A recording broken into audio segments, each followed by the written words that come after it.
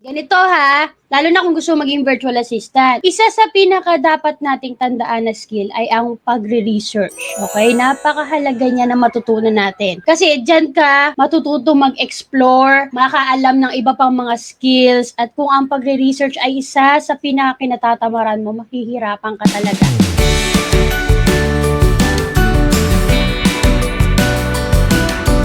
So ayan, part ng research to, i-research mo yung channel natin. Kasi yung mga request nyo, yung mga topics na kaya kong daanan, ginagawa ko na talaga ng video at nagawan ko na yung karamihan. So yung iba doon, igagawa ko lang ng follow-up and updates. Ayan ang channel natin. Pag sinabi kong check nyo yung playlist, eto yon. So, kunwari, ginagawa mo rin to sa client. Sabi ng client mo, "Hoy, Sheena, ganito gawin mo. Kailangan ko ng tulong." You have to find clients sa kanilang mga YouTube channel or find a content creator, sabihin ganyan, na merong mga ganitong number of followers or subscribers. Yun, may mga clients kasi na ganyan na nagpapahanap, tapos i-email nyo daw. So, ganon. Puntahan nyo yung mga, di ba, yung mga keywords, gamitin mo. And then, type mo, kunwari, pangalan, or yung topic na na normally hinahanap nyo. Kunwari, about coaching, health and fitness. So, i-type nyo yung mga keywords. At this point, ang pinapahanap ko sa inyo ay yung channel ni Sheena Santos na cute at yung playlist niya na about email marketing. Okay? Bago natin ituloy ang video natin na ito, napansin ko lang na 72% ng ating mga viewers ay hindi pa nakasubscribe. I will appreciate if you will subscribe now for more exciting videos.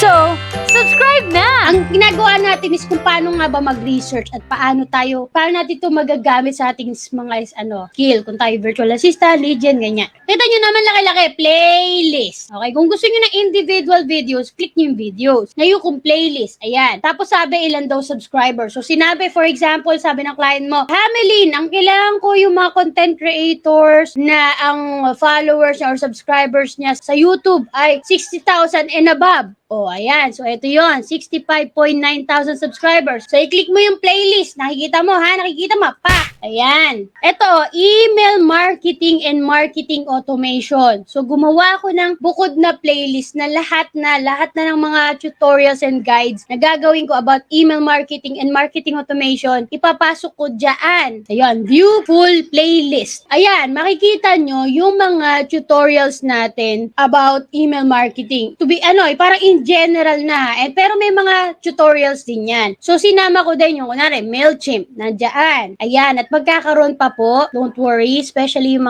ibang mga tutorials natin, yung mga updated. Tsaka, hindi MailChimp at ActiveCampaign ang gagawin natin. Meron pa tayo bang idadagdag na platform. So, ayan, may ActiveCampaign, pati interview ko na nagturo ako kay Sir James Tristan, nandiyan. Paano ko rin ginagamit ito sa Fiverr, meron din ako dyan. Tapos, yung MailChimp landing page yan. Ito yung medyo matagal na, pero kumbaga classic man siya, magagamit mo pa rin siya until now. Pero gumawa din ako ng separate na playlist na pang platform lang talaga. So let's say hindi mo kailangan ActiveCampaign. Ang kailangan mo ay MailChimp. So meron tayo. Meron din tayo nung pang ActiveCampaign na bukod. Tapos gagawa rin tayo ng iba. Kunwari, ConvertKit, GetResponse, at iba-ibang email platforms pa po. As long as gusto nyo pa akong gumawa ng mga tutorials at YouTube channel, gusto nyo tuloy natin, why not? Diba? Nagawa tayo. Sabi ko, diba, parang tinatanong nyo ako about sa mga paano magsimula sa VA, humingi kayo ng guidance. Eto na, ginagawa ko na nga kayo ng playlist. So, nakita nyo ba yan? Virtual Assistant Guides. Ayan,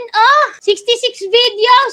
Para ka na nag-take ng course. How to choose your niche. Kung ikaw ay gulong-gulo. 5 steps to become VA. Sa dami ng, mga sinishare kong steps, hindi ko alam ba't nahihirapan kayo sa mga ganon. Ay, kunwari, ito, may dagdag ko na lang din. Kunwari, VA ka. Tapos, ang client mo ay, kunwari, content creator or may YouTube channel siya. Tapos, sabi niya, "Oy, Rose Ann, lagay mo nga tong video natin na to na nasa playlist ng VA. Lagay mo din sa email marketing na playlist." Ganito gagawin mo, ha? Kata mo tong video, di ba? Pinasok mo yung VA na playlist. So, pag pinasok mo yan, dapat hanapin mo kung yung video na ililipat mo. Client, anong video po ba? Email marketing task for VA. 60 ba yan? Yan yung title. Sabi niya, ito yan. Click mo yung 3 button sa gilid. Lalakihan ko, ha. Kita nyo, ayan, laki-laki na yan, ha. Yung 3 dot, parang botones. Click mo yan. Pak! Tapos, sabi, piliin mo yung save to playlist. Click. Pak! Tapos, ilagay mo kung saang playlist. Ang binanggit ni client, sabi niya ay email marketing and marketing automation. Isama mo daw doon. So, click mo yan. Pak. Walang save button dyan. Okay na yan. I-X mo lang. Ayun o, sabi niya, save to. Automatic na siyang masisave.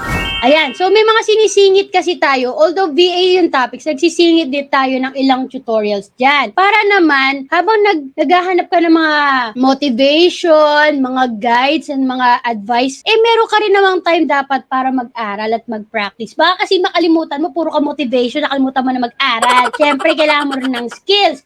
So, pag meron tayong mga about mga VA topics na pwedeng i-share, nilalagay ko dito. So, para na rin kayo nagtitake ng course. Meron dito, pag nagawa nyo na yung mga yan, yung mga skills, tapos alam nyo na yung mga, ibang mga sinabanggit ko dyan na steps, gumawa na kayo ng portfolio nyo sa Google Sites. Actually, baka gumawa nga ako ng sarili kong portfolio sa Google Sites kasi yung portfolio ko nasa Canva. And then, may website ako. Sheena Santos HMD. Ito yung website ko. Ayan. And if you will notice, hindi siya talaga updated. Kailan ko pa ito in-update? Nung gumawa yata ako ng WordPress tutorial, kailan pa 2 years ago? 1 year ago? Ayan o. Yan yun. So, plano ko, although ayan o, working naman siya kahit papano, diba? Ganyan naman siya. Hindi ko na-update. So, bala ko na nga itong bitawan, pero nabackupan ko na yan. And bago ko siya bitawan ng tuluyan, itatransfer ko na to sa ibang libre, diba? Yung kunwari, Google Sites, kagaya ng tinuro ko sa inyo. So, yeah, pero hindi ko sinasabi guys na hindi importante ang paggawa ng website ha. It's just that hindi ko na siya ginagamit. Kasi na-build ko naman yung profile ko sa Upwork, sa Fiverr. And ngayon, itatry ko rin yung OLJ kasi nakita ko ang daming opportunity sa OLJ din pala. At saka yung Indeed. Actually, kaka-start ko lang nga dun eh. Ang pangit ng profile ko. Papasukin natin ha. Puntahan nyo. Tapos, kunwari, ayaw mo pa mag-create ng account. So, mag-search lang. May virtual assistant, ano kaya dun? Position. Di ba sabi ko sa inyo last time, ganito maghanap. Lakyan mo. What? Where? O, kung gusto mo, unari, virtual assistant, type mo yung keyword na hinahanap mo. Virtual. So, again, yung mga keywords na yan, pwede mo yung gamitin sa profile mo. Ilalagay mo as tags, as keywords, or parang part ng sentence. Okay? Pero wag yung, naituro ko na to sa Fiverr ha, wag yung parang virtual assistant, kailangan na sa sentence, part pa rin siya ng description mo. For example, ang hinahanap mo ay no experience part-time. O sige, no experience na type natin. Tapos sabi niya, where? Siyempre, kunwari, Manila. Kung ayaw mo naman sa Philippines, type mo kung saang country. Kunwari, United Kingdom. Find jobs. Click find jobs. Oh, wala daw. Okay, hanap tayo. Ibig sabihin, itong keyword na to, hindi siya ginagamit kadalasan ng iba. Okay, part-time. Tingnan natin. Oh, ayan. Sabi, sa United Kingdom. Di ba United Kingdom? Okay, United Kingdom may mga naghahanap. May nag-post. Sabi niya, experienced virtual assistant. Thank you for your time. 200 pesos to 250 pesos per hour. Sabihin natin 48 pesos ang isa. So, ilan to? $5? Ganon? Yes! Yun lang ang nakalagay na information. Pero click natin. Hindi pa ako nagla-login guys ha. Yan ako naghahanap. Yan yung mga information. So, basahin nyo lang. Pasukin nyo to. Mag-create kayo ng account. Ito yung ilang information ha. Yan sabi, apply on company site. So, make sure bago kayo mag-apply, mag-research, magbasa. Dahil sabi, apply sa website. Ayan no. Create an Indeed account. So, dahil wala tayong Indeed account na sinasign in pa, yan ang kailangan. Ganyan. So, kailangan mag-create ng account. Okay? Anyway, so balik tayo. So, nakita nyo, meron pa. Pero sa Manila, meron din. Kasi minsan na-filter ko to eh. Tapos, Manila yung yung parang magsisend sa akin. O, yan, marami. Tapos, piliin nyo na lang kung saan, ano yung mga gusto nyo. Kaya lang, limited lang information na nakikita natin dahil wala tayong sign-in na account. Ayan o, kung gusto mga, ano pa lang, nagsisimula ka pa lang, kung okay lang sa'yo yung mga ganyan, na offer, tapos yung mga job posting, o cyberbacker. Actually, may link, meron na tayo interview sa cyberbacker, meron tayong affiliate link. So, check nyo yun, ha? Ayan, brand work, di ba meron nun dami, VA pa lang to, ha? Ayan, marami, I-scroll nyo lang, tapos gamitin nyo ibang keyword, try nyo. Kasi hindi lang naman sa virtual assistant may lalabas, baka may makuha pa kayong ganyan, mga information na ibang job posting na wala dito sa virtual assistant keyword na ginamit natin. Try naman natin, email marketing sa Manila. I think ito rin ang lumalabas. I think kasi kagaya ng digital marketing specialist, part kasi ang email marketing. Ayan no, nakita nyo, gumamit sila ng keyword na email marketing. So you can do the same sa inyong mga description kapag gumagawa kayo ng profile. Kunwari, I have 2 years experience in email marketing. So may, di ba keyword yon, email marketing. That's how you use it, okay? Ganyan. So part kasi yung kaya lumalabas din kapag sinearch natin ang email marketing, lumalabas siya sa job posting na digital marketing specialist. And even sa virtual assistant, di ba, like what I said, part kasi ang email marketing. Any skills na pwede mo magawa ay pwede mong ilagay sa pagiging virtual assistant. Dahil patak-patak yun ng iba't ibang skills. So, kaya may mga ganyan. Nandito rin kasi sila, pasok din. Malamang gumamit yung nag-post ng trabaho na may email marketing.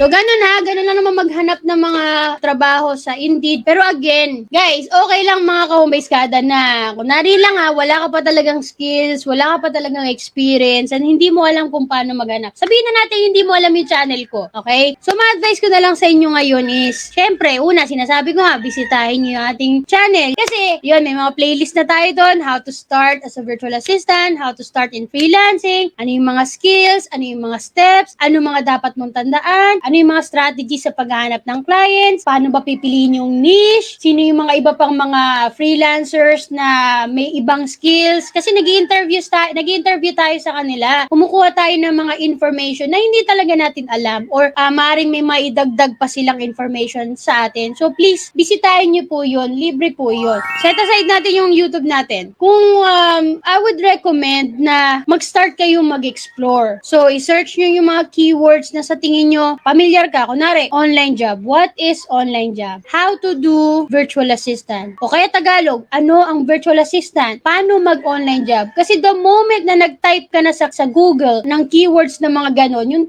tinatanong mo sa sarili mo, ay tinatype mo, makakakuha ka ng sagot. And then, practicing yung magbasa, unawain kung ano yung mga information, at huwag kayong magbase lang sa isang result, okay? Pag nagsisearch ka, kagaya ng ginawa natin, hindi lang tayo sa isang keyword nag-rely, di ba? Nag-check pa tayo ng iba. O nabanggit dito sa virtual assistant, kailangan meron daw emails, may kinalaman. Ano kaya yun, di ba? So dun sa ano kaya yun, paano kaya yun na idea nagsimula, ilipat mo, i-type mo sa Google, sa YouTube, i-explore mo, ano yung email marketing na binabanggit nitong babaeng maganda na to sa live, diba? Type mo. Sabi, what is email marketing? Now you try to explore. Kasi kapag natutunan mo yon, there's no reason na parang hindi matututunan yung iba. Kasi lahat naman kami na medyo matatandaan at matatagal na sa freelancing, nag-start din sa tanong na kung ano at paano. So now na marami ng information, I doubt na hindi ka matututo agad. Mas mapapabilis pa nga ngayon Kasi ang dami ng makukuhang information online, piliin mo lang. Okay, you don't have to overwhelm yourself too much kasi pwede namang baby steps.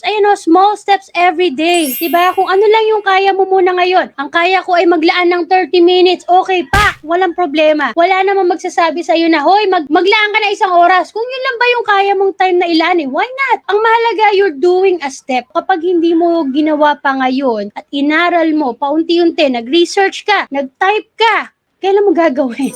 Diba? Kailan pa? Kailan mo matututunan? So, why not gawin mo na ngayon? Libre naman yan. So, okay. So, may natututunan ka na. Ngayon, syempre, masarap din maki-join sa mga ibang tao, sa ibang nilalang na pareho kayo ng iniisip. Pareho kayo ng mga pinagdadaanan. Now, you find groups, okay, na makaka-relate ka, na may makaka-assist din sa'yo. Kasi mahirap din yung ikaw lang. Hindi mo alam kung tama yung mga pinaggagawa mo. Hindi mo sure. So, why not mag-join ka sa group? May group tayo. Kaya na-build din ng Home-Based Mom Diaries group. Kasi nung nag-build ako ng YouTube channel, hindi sapat yung nanonood lang kayo ng videos. You want validation, you want clarity. Kaya nagkaroon tayo ng group, Home-Based Mom Diaries. Now, so meron kang group, nagpa-practice ka. Syempre dapat magbi-build ka rin ng profile mo. Okay? Libre lang naman sa Canva. So mag-create ka doon kahit yung libreng account. Kapag naghahanap ka na ng mga online job, lalo na yung mga direct clients, isi-search lang profile mo sa Facebook or kung saan man. So kapag hindi ka aya-aya puro mga unrelated doon, syempre di ba mapapa-back out yung client. So kung ang skill mo is about marketing automation, social media management, or lead generation, maglagay ka naman ng